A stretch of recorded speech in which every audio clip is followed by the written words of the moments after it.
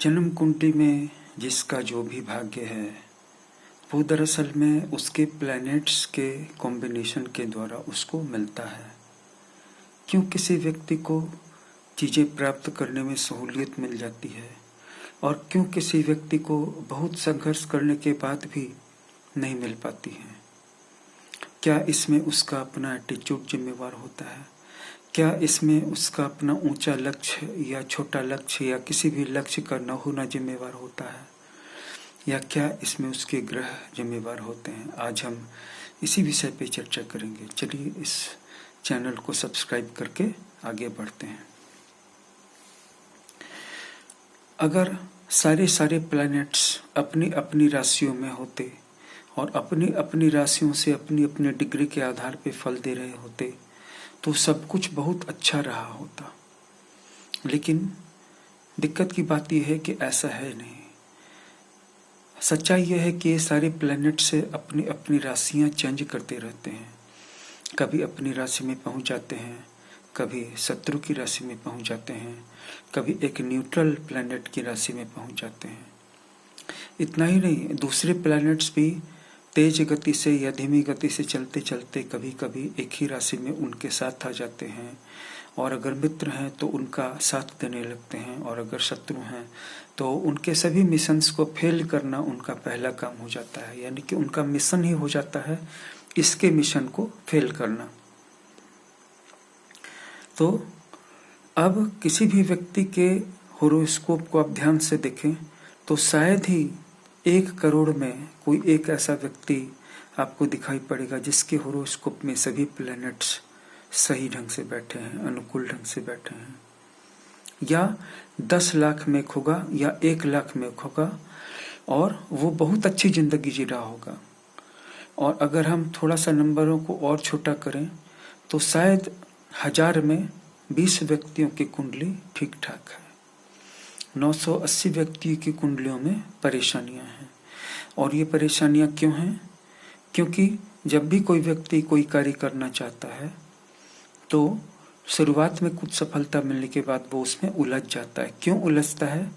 क्योंकि उस ग्रह के साथ जो दूसरा ग्रह बैठा हुआ है उसकी शक्ति एक्टिवेटेड हो जाती है। जैसे किसी कमरे में जादू तिलिस्म बिछा के रखा हुआ है, जब तक आप उस कमरे में नहीं जाएंगे तब तक वो जादू आप पे लागू नहीं होगा। जैसे ही आप उस कमरे में जाएंगे और हलचल होगी तो थोड़े ही मिनटों के बाद वहाँ जो जादू है वो सचेत हो जाएगा, सचेतन हो जाएगा, या वहाँ जो आत्माएं हैं उनको पता चल जाएगा। उसके बाद वो एक्टिवेटेड हो जाएंगे। इसी तरह से जब भी आप किसी भाव से संबंधित किसी कार्य को, प्रोजेक्ट को, लक्ष्य को हाथ में लेते हैं और पूरा करने की कोशिश करते हैं तो थोड़े ही समय के अंदर जो उस प्लेनेट के साथ एक और प्लेनेट उस राशि में विराजमान है वो सचेत हो जाता है और उसका प्रभाव आपको अपनी गिरफ्त में ले लेता है। अब कोई चाहे गांव में रहे चाहे शहर में रहे, लेकिन वो इन ग्रहों के प्रभाव से नहीं बच सकता। अब कोई चाहे गरीब परिवार में जन्म ले ले या अमीर परिवार में जन्म ले ले, वो इन प्लैनेट्स के इम्पैक्ट से, इन्फ्लुएंस से, इफेक्ट से बाहर नहीं है। उसको इसके अंदर में जीना है और वो प्लैनेट्स अपना काम करते रहते हैं। अब जो व्यक्ति जिद्दी होगा वह उस हाउस के काम को नहीं छोड़ेगा, लेकिन जो व्यक्ति कमजोर विल पावर का होगा वो अपना गोल बदल लेगा, अपना शहर बदल लेगा, अपना इलाका बदल लेगा, या थोड़ी देर के लिए रुक जाएगा, रुक रुक करके फिर एक ही काम को करेगा। तो इन सारी बातों के बीच में व्यक्ति का अपना विल पावर भी मायने रखता है। लेकिन विल पावर कहाँ से आता है? उसकी जन्म कुंडली में मंगल के स्थान से आता है, 6ठे भाव से आता है, 3रे भाव से आता है, लग्न से आता है और 11वें भाव से आता है। 3रा भाव साहस का है, 6ठा भाव दुस्साहस का है, 11वां भाव जीवन में रिस्क को लेने की क्षमता का है। बहुत सारे व्यक्ति जीवन में रिस्क ले लेते हैं, जैसे कि किसी ऐसी चीज में निवेश कर देते हैं जिसमें कि पैसों के डूबने का खतरा है, बॉन्ड्स के प्राइसेस के, करेंसीज के प्राइसेस के डाउन होने का खतरा है, लेकिन वो रिस्क ले सकते हैं। 3रा भाव रिस्क लेने की इच्छा को दर्शाता है लेकिन क्षमता को नहीं दर्शाता है। छठा भाव तो आपके पास क्षमता नहीं भी हो तो भी आप दुस्साहस करके लगा देंगे, लेकिन उसमें मूर्खता होती है, क्योंकि आप इवैल्यूएट किए बिना ही दुस्साहस करके जंप कर जाते हैं और अपना पैसा ऐसी क्रिप्टो करेंसी, ऐसे शेयर में निवेश कर देते हैं जिसका डूबना करीब करीब तय है। क्यों? आपने स्टडी नहीं की, आपने बैलेंस्ड वे में बराबर तरीके से कुछ अलग अलग करेंसीज में, शेयर्स में इन्वेस्ट नहीं किया। और संभावना यह है कि आप कुछ और लोगों को उत्साहित करके उनका पैसा भी लगा दिए, क्योंकि विवेक नहीं है छठे भाव में, करेज बहुत ज्यादा है। तीसरे भाव में करेज है, मतलब इच्छा है, लेकिन ज्यादा करेज नहीं है। वो करेज सिर्फ लोगों का सामना करने के मामले में है, पराक्रम का है, लेकिन वो पराक्रम आत्मरक्षा के लिए है और जरूरत पड़े तो लड़ने के लिए तैयार रहने में है। और छठे भाव में जिसकी मजबूती है, जिसका छठा भाव मजबूत है, वो तो वैसे भी अपने से ज्यादा ताकतवर लोगों को भी छेड़ता रहता है, तंग करता रहता है, ताकि एक तो उसकी लड़ने की हैबिट बनी रहे, दूसरे उसके दुश्मन का पावर चेक हो जाए। तो आर्थिक सिचुएशन में जब कोई व्यक्ति इन्वेस्ट करता है तो छठे भाव और तीसरे भाव का अगर मिलन नहीं हो और 11वें भाव का संबंध नहीं हो तो उसका जो इन्वेस्टमेंट होता है या उसका जो रिस्क होता है वो ब्लाइंड होता है, उसका जो उसकी असेसमेंट या उसका मेजरमेंट रॉन्ग हो सकता है। 11वें भाव में वो समझदारी आती है और बहुत हद तक लग्न पे भी डिपेंड करता है, क्योंकि आपकी जन्म कुंडली के 11 भावों में जो कुछ भी आपको करना है उसमें कहीं ना कहीं लग्न का भी पार्टिसिपेशन है, लग्न की भी भागीदारी है। अगर लग्न स्थान उस भाव का साथ नहीं दे रहा है तो संभावना है कि आप दिल से, मन से, आत्मा से, एनर्जी से, ऊर्जा से उस भाव में नहीं लगेंगे और आपका विवेक कहीं ना कहीं आपका साथ छोड़ देगा और आप सोचेंगे चलो ये लोन उठा लो ना, 1 लाख रुपए का लोन ले लो ना, फिर तो कमा ही लेंगे, 10 महीने में तोड़ देंगे, क्योंकि आपका लग्नेश आपके उस डिसीजन का साथ नहीं दे रहा है। 11वें भाव में प्रूडेंस है, विवेक है, बुद्धिमत्ता है, विजडम है, डर भी है और साहस भी है। इसलिए जिनका 11वां भाव मजबूत होता है उनको फाइनली पता होता है अपने रिस्क्स का, उनको पता होता है कि थोड़े से रिस्क्स तो हैं कि अब मैं ज़्यादा लोन्स ले लूँगा या इन सारी क्रिप्टो करेंसीज में निवेश कर दूंगा, तो अगर इसमें कुछ उतार चढ़ाव की बात हुई, लोन का रिपेमेंट टाइम पे नहीं हुआ या क्रिप्टो करेंसीज का दाम गिर गया, तो मैं क्या करूँगा। उनके पास कोई प्लान बी होता है या उनको पता होता है कि मैं इससे कैसे उबर जाऊँगा। लेकिन जिनका 11वां भाव और लग्नेश संबंधित नहीं होता है, ऐसे व्यक्तियों को लगता है कि उनके अंदर में इस तरह की बुद्धिमानी है कि वो निकल जाएंगे, लेकिन एक्चुअल में वहाँ वो गलती कर जाते हैं। अगर हम लग्नेश और 11वें स्थान के रिलेशन को और साथ ही तीसरे और छठे भाव के रिलेशन को और इनमें से किसी एक और इन दोनों में से किसी एक के रिलेशन को प्रूव कर लें और चेक कर लें, तब हमारे जीवन में जो भी डिसीजंस होंगे वो हमारे लिए अच्छे होंगे। अब बात करते हैं कि किसी भी एक भाव में 2 विरोधी ग्रहों के होने के, जैसे कि बृहस्पति भी है तो शुक्र भी है। न तो शुक्र अपना काम कर पाएगा और न बृहस्पति को पूरी तरह से उसका काम करने देगा। वहीं अगर बृहस्पति के साथ मंगल होता या चंद्रमा होता तो उसको उसका काम भी करने देता, उसकी मदद भी करता और बदले में बृहस्पति की मदद भी ले लेता।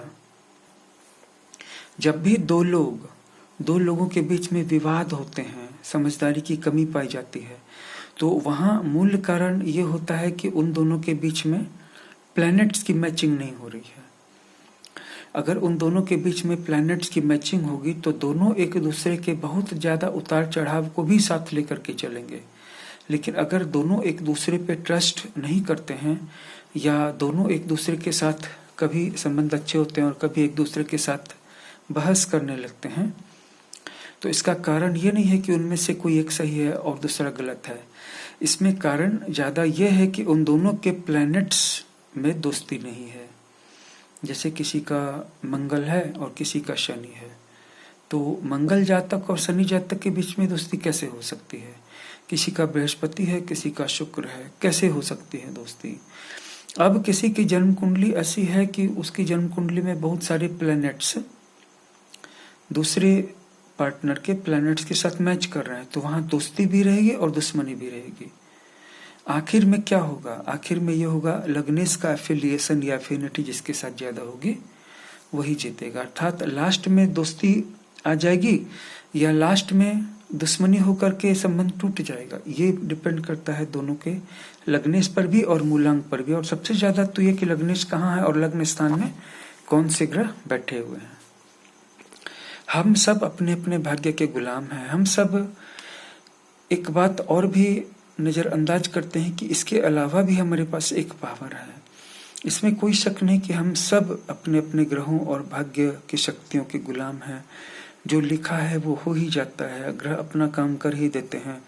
लेकिन यह सोच करके हमें अपने कर्मों की शक्ति को शिथिल नहीं करना चाहिए, क्योंकि वो भी हमारे पास एक स्वतंत्र शक्ति है और विल पावर भी एक स्वतंत्र शक्ति है। विल पावर मतलब जिसको झुकना नहीं है, जिसको टूटना नहीं है, जिसको मरना नहीं है, जिसको हारना नहीं है, और जिसको अपने लोन्स का रिपेमेंट करना ही करना है, जिसको क्रिप्टो करेंसी और शेयर बाजार से पैसा कमाना ही कमाना है, और जिसको सरवाइव करना ही करना है। तो ऐसा व्यक्ति, सिर्फ उसकी विल पावर मजबूत है जो लास्ट में वीटो पावर का काम करती है और सब लोगों के डिसीजन को इन्फ्लुएंस करती है। और एक बात और भी है कि अगर व्यक्ति गलत बात चाहेगा तो कब तक सफल होगा, और अगर व्यक्ति सही है, उसका इनिशियल डिसीजन सही है, तो अंत में सभी ग्रह उसका साथ देने लगते हैं, थोड़ा परेशान करते हैं, और अंत में ये व्यक्ति निखर करके ही, चमक करके ही ऊपर उठता है, विजेता बन करके ही उठता है, परिस्थितियों से भी, दुश्मनों से भी, दोस्तों से भी, परायों से भी, अपनों से भी। अब सबसे बड़ा सवाल यह है कि ये ग्रह दोस्तों और दुश्मनों को भी डिटरमाइन करते हैं। दुश्मनों से तो जीता जा सकता है, लेकिन जो अपनों के बीच में पराये छिपे हुए हैं उनसे कैसे पार पाया जा सकता है? इसके लिए अंतर्दृष्टि खुली रखनी होगी। इसके लिए एक स्विच वर्ड आता है जिसमें कहा जाता है क्रिस्टल 73 रीच। क्रिस्टल आप जान रहे हैं, CRYSTAL क्रिस्टल, इसके बाद 73 या 73, इसके बाद रीच REACH।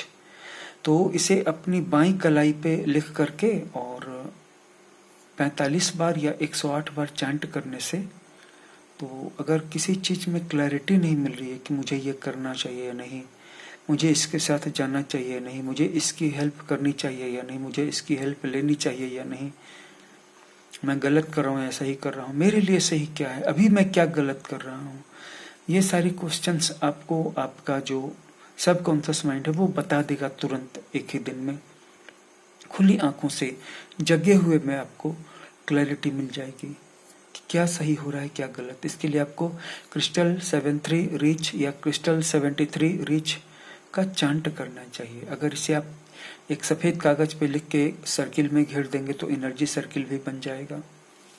स्विच वर्ड्स बहुत काम करते हैं। अगर आपके हर भाव में दो विरोधी प्लैनेट्स बैठे हुए, कहीं शनि मंगल बैठा हुआ है, कहीं बृहस्पति शुक्र बैठा हुआ है, तो जाहिर सी बात है कि ये आपको बहुत लंबे समय तक पजड़ तो रखेंगे, कभी भी एकदम से छोड़ तो नहीं देंगे। तो इस सिचुएशन में आपको किस प्लेनेट किस एनर्जी के साथ काम करना चाहिए, ये बात आपको क्रिस्टल 73 रीच बताएगा। इसकी चांट कीजिए। और अगर आपको संस्कृत मंत्रों पे भरोसा है तो संस्कृत मंत्र में भी बहुत सारे मंत्र हैं, उसमें से एक मंत्र है या देवी सर्वभूतेषु छाया रूपेण संस्थिता नमस्तस्यै नमस्तस्यै नमस्तस्यै नमो नमः।